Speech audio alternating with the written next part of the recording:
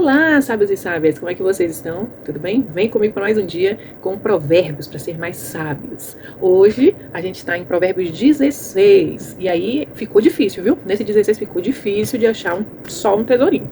Você aí de casa vai ter esse dever de procurar em Provérbios um tesouro que Deus fale com você. Mas sinceramente, tem muita preciosidade aqui, vale a pena você ler, tá bom? Você é uma pessoa que planeja? Ou você faz tudo aleatoriamente? Você é aquele que pergunta a Deus antes de qualquer coisa? Ou não? Você acha que Deus te deu capacidade para que você pudesse, com inteligência, fazer as suas coisas? Aqui a gente vai ouvir instruções para saber o que é que Deus acha sobre isso, né? E como hoje nós estamos em Provérbios 16, nós vamos começar inclusive pelo versículo 1, que vai falar sobre isso. Ele diz assim: as pessoas podem fazer seus planos, porém é o Senhor Deus quem dá a última palavra. No 3 ele diz também: peça a Deus que abençoe os seus planos e eles darão certo. 9, a pessoa faz os seus planos, mas quem dirige a sua vida é Deus, o Senhor. E 33, os homens jogam os dados sagrados para tirar sorte, mas quem resolve mesmo é Deus, o Senhor. Olha quanta palavra que fala aqui sobre os planos e quem, na verdade, é quem direciona tudo. Na verdade, Deus, ele é o Deus que é Ele quem resolve. A gente, às vezes, pode dizer, foi a sorte, né? Como diz o versículo 33, os homens, né, fazem muito isso. Mas, na verdade, quando você conhece a Deus, você descobre que Ele está no controle de tudo. Só que Deus, ele é educado. Ele entra onde Ele é chamado. Se você faz seus planos e você não convida Deus para eles, provavelmente não vai dar certo. Ou provavelmente pode até dar certo. De fato, nós temos aí capacidade de decisão de saber o que é certo e o que é errado. Mas tem muita coisa que a gente faz que é lícito, mas que naquele momento não é permissão de Deus. Então, tudo que você fazer, já pensou se a gente fizesse assim? Se tudo que a gente fosse fazer, a gente perguntasse a Deus? Tem um livro que eu gostei muito de ler, é um livro bem antigo, mas muito relevante, e ele é antigo, mas ele é relevante para agora. Se você ler ele agora, vai ser relevante para a sua vida. O nome do livro é Em Seus Passos, O que Faria Jesus? Em resumo, né? Ele falava de uma igreja em um determinado lugar que vivia a sua vida normalmente, né? Tinha uma cantora que ela cantava um solo maravilhoso, todo mundo queria ouvir, era uma igreja bem sucedida naquele local, enfim. E de repente entrou uma pessoa na igreja lá que desafiou a normalidade de todo mundo. E a partir dali o pastor teve uma ideia. Ele fez: quem entra no desafio comigo de, em tudo que fazer antes, perguntar a Deus o que Ele quer.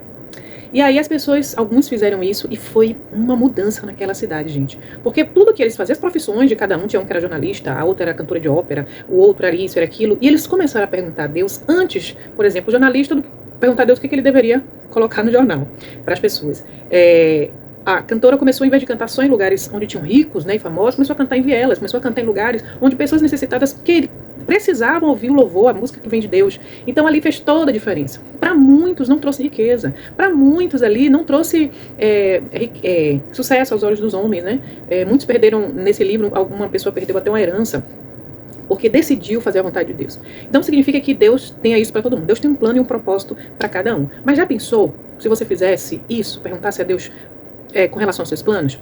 Eu sou uma pessoa que gosto muito de planejar. Eu aprendi, né, a me organizar mais planejando algumas coisas.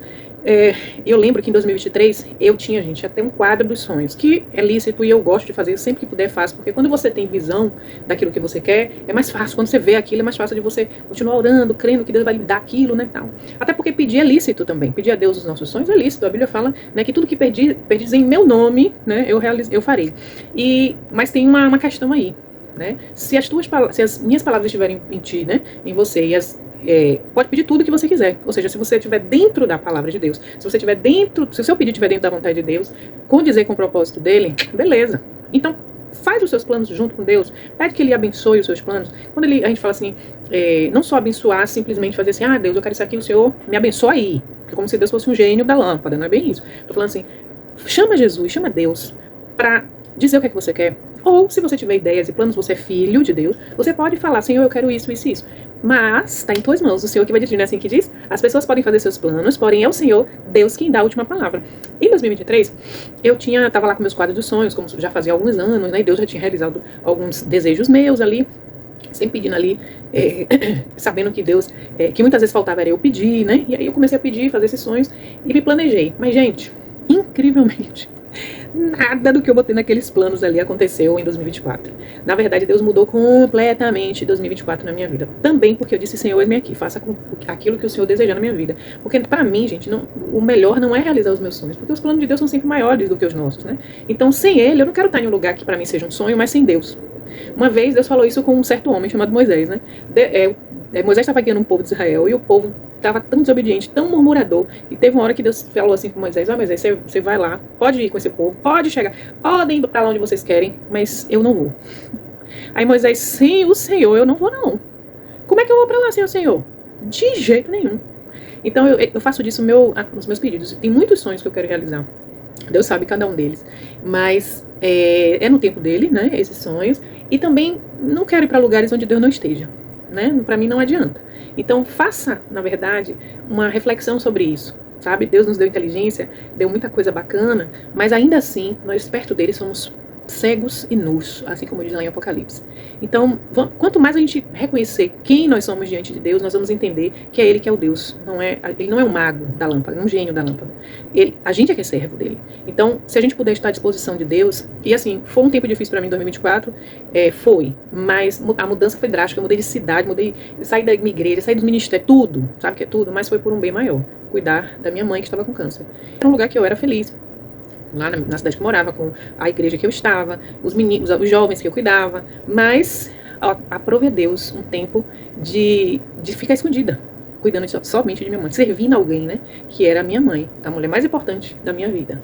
Então, na verdade, para mim virou uma honra, e Deus me ensinou muito, foi muito difícil, passei coisas difíceis, mas passamos. Estamos aqui em 2025 para a glória de Deus. Se não fosse essas dificuldades nas nossas vidas, se não fosse, e Deus permitiu, em todo o tempo, até na hora que estava no pior momento da saúde de minha mãe, nos piores momentos, eu sentia Deus ali do lado. Ele é aquela história, Deus permitiu a cova dos leões para Daniel, Deus permitiu a fornalha ardente para aqueles 3 rapazes, mas Ele estava lá com eles. Deus, então o mais importante é quando Deus está com a gente. Não importa o lugar, a música de Diante do Trono, se tu comigo não estás. Para mim é importante a tua presença.